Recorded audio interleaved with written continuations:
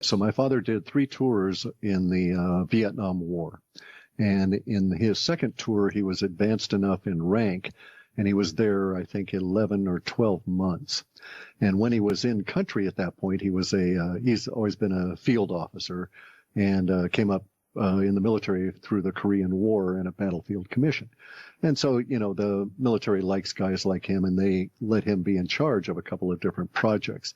One of the projects that he was in charge of at the time was this technology that they introduced into Vietnam that almost brought the war to a standstill. Wow. And this technology was a night vision goggle. But it's not night vision as we have it now, okay?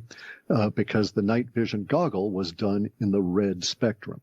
And so when my father came back from Vietnam... You mean infrared or... No. I'll explain. Ordinary red. Oh, ordinary red. Okay. So instead of seeing... When you look at a night vision goggles now, you see green. Everything is translated into green for you. And human eye sees green, more colors, shades of green than any other color. It's part of our evolution, our need to find food. So that's clever then. Correct. But see, here's the thing. It started off as red. And so the night vision goggles were introduced to helicopter pilots and gunnery people in Vietnam. And I won't hesitate I won't guess as to which year it was that they introduced them. But my father was part of this initial experiment with the troops that he commanded. And it was a disaster because the image was presented in red pixels, not green. And because of the technology being used at that time, it created very interesting effects that they could not deal with. But the effect was this. A gunner in a helicopter would have no problem using these goggles. And only everything is showing up as a sort of a faint reddish image. And it was true night vision the way we have it now. And even a greater depth, because you could also flip it and get an extra layer that was sort of yellowish that would be heat signatures as well. And they don't have those combined anymore in these goggles. Anyway, the goggles that were presented to the gunners, and my father tells the story of the very first time they're out with them, and they're flying along, and he's in the front of the helicopter with the pilot. And all of a sudden, in a very peaceful area, not anything going on at all, the gunner in his on the starboard side of his helicopter starts firing wildly at their height, not at anything on the ground, but at an area that he was shooting at, and basically causing other helicopters in their little flotilla to have to react. And my father goes on back to the gunner, basically demanding, "What the hell, dude? What are you shooting at?" And the kid is just sweating profusely, and his eyes are just dilated beyond belief. And my dad thought he was dealing with another heroin addict, but this was before it had gotten really bad in Vietnam, and the kid was not exhibiting those kind of symptoms. He was reacting to what he had seen. And he's describing to my father that he was shooting at these basically flying demons that were flying alongside the helicopter. And he knew they were coming to get him because they were gesturing at him and they could see him. And so he reacted and he started shooting his Bren gun, big 50 caliber slugs at these things, right?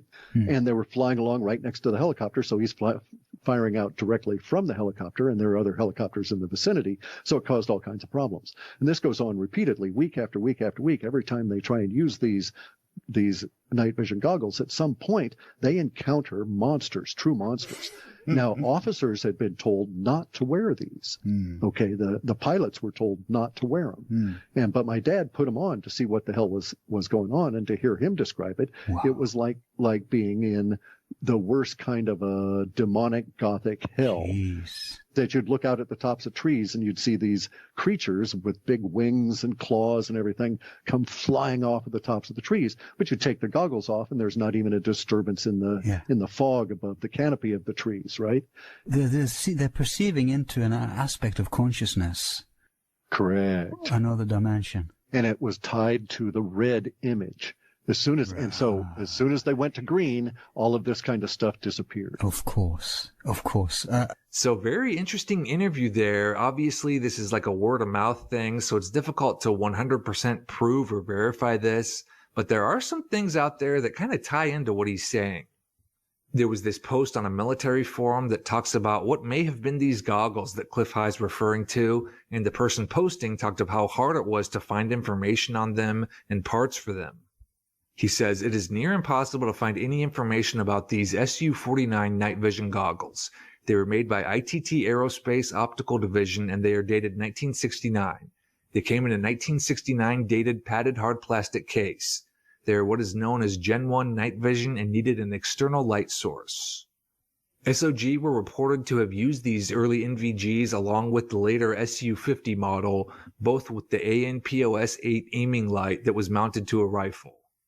They were also used by the 46th Special Forces Company in Thailand and the Son Tay prison raiders. We would greatly appreciate any information on these, and anyone who has an Su-50 or an ANPAS-8 aiming light for sale, please contact us. And there's also this article that was written by Richard Ruth at the U.S. Navy Department of History, and it was about night vision goggles in Vietnam. And he describes how soldiers struggled to adjust to using them since they were such a new technology, and he talks about how they saw things with the glasses that actually weren't there. He said soldiers reported seeing dragons and other supernatural creatures when they used the night vision goggles, and there was one medic who saw a pile of dead bodies when he had the glasses on, but the bodies weren't actually there. And this historian claims that they saw these things because of stress and fatigue and exhaustion, which could be the case, but these reports also line up with that earlier video.